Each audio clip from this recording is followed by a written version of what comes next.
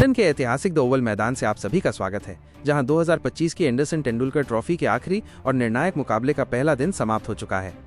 Series में England 2-1 से आगे है और भारत को यह मैच हर हाल में जीतना है अगर वे ट्रॉफी को बराबरी पर खत्म करना चाहते हैं।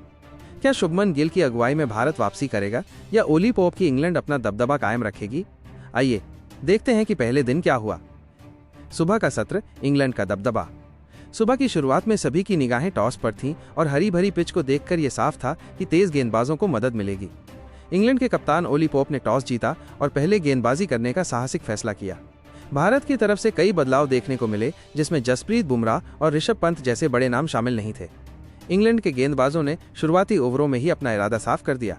गेस एटकिंसन ने अपनी शानदार स्विंग गेंदबाजी से भारतीय ओपनर्स को परेशान किया। पारी की शुरुआत में ही यशस्वी जायसवाल को एक बेहतरीन इन स्विंगर ने पवेलियन वापस भेज दिया। अंपायर के नॉट आउट देने के बावजूद इंग्लैंड ने रिव्यू लिया और हॉकाई ने दिखाया कि गेंद स्टंप्स को हिट कर रही थी।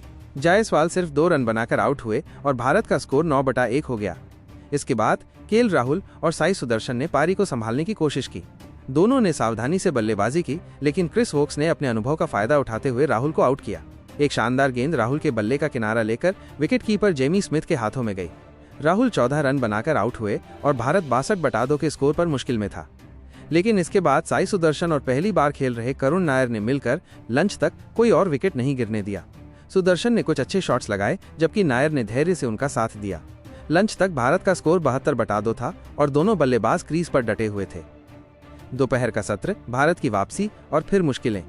लंच के बाद भारतीय बल्लेबाजों ने थोड़ा आक्रामक रुख अपनाया। साई सुदर्शन ने जोश टंग की गेंद पर एक शानदार बाउंड्री लगाई, लेकिन जोश टंग ने तुरंत वापसी की और सुदर्शन को एक बेहतरीन गेंद पर आउट कर दिया।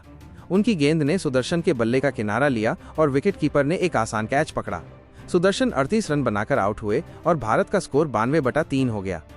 कप्तान शुभमन गिल क्रीज पर आए और सभी को उम्मीद थी कि वो अपनी शानदार फॉर्म को जारी रखेंगे। गिल और नायर ने मिलकर पारी को संभाला। गिल ने कुछ बेहतरीन कवर ड्राइव लगाए, लेकिन जेमी ओवर्टन की एक शॉर्ट गेंद पर वो पुल शॉट खेलने की कोशिश में जैक क्रॉली को एक आसान कैच दे बैठे। गिल 25 रन बनाकर आउट हुए और भारत का स्कोर 125/4 हो गया।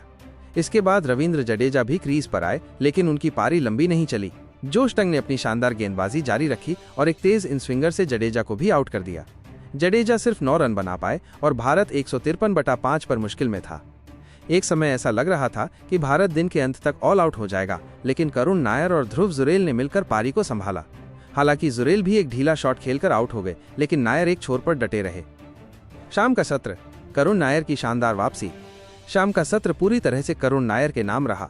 2017 के बाद पहली बार 50 जोड़ का स्कोर बनाते हुए नायर ने दिखाया कि उनमें अभी भी कितना दम है। उन्होंने जोश टंग और जेमी ओवर्टन जैसे खतरनाक गेंदबाजों का डटकर सामना किया और कुछ बेहतरीन शॉट्स लगाए। उनका अर्धशतक पूरा होने पर पूरे स्टेडियम ने खड़े होकर तालियां बजाईं। ये उनके लिए एक बहुत ही भावुक पल था। वॉशिंगटन सुंदर ने भी उनका बखूबी साथ दिया। सुंदर ने नायर का साथ देते हुए एक छोर संभाले रखा और दोनों ने मिलकर 7वें विकेट के लिए 51 रनों की नाबाद साझेदारी की। दिन के अंत में भारत का स्कोर 204/6 था, जिसमें नायर 52 और सुंदर 19 रन बनाकर नाबाद थे। हालांकि इंग्लैंड के लिए एक बुरी खबर भी थी। क्रिस वोक्स बाउंड्री पर एक गेंद को रोकते हुए चोटिल हो गए। उनकी चोट की गंभीरता अभी पता नहीं है, लेकिन ये इंग्लैंड के लिए एक बड़ा झटका हो सकता है। पहले दिन का विश्लेषण। पहले दिन का खेल इंग्लैंड के पक्ष में रहा, लेकिन करुण नायर की शानदार बल्लेबाजी ने भारत को मैच में बनाए रखा। इंग्लैंड के लिए जोश टंग ने सबसे ज्यादा प्रभावित किया, जबकि भारत के लिए करुण नायर ने उम्मीद की किरण जगाई।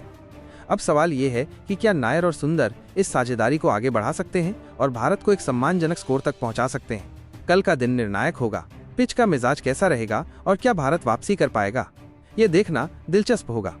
कल का दिन और भी रोमांचक होने वाला है। हमारे साथ बने रहिए।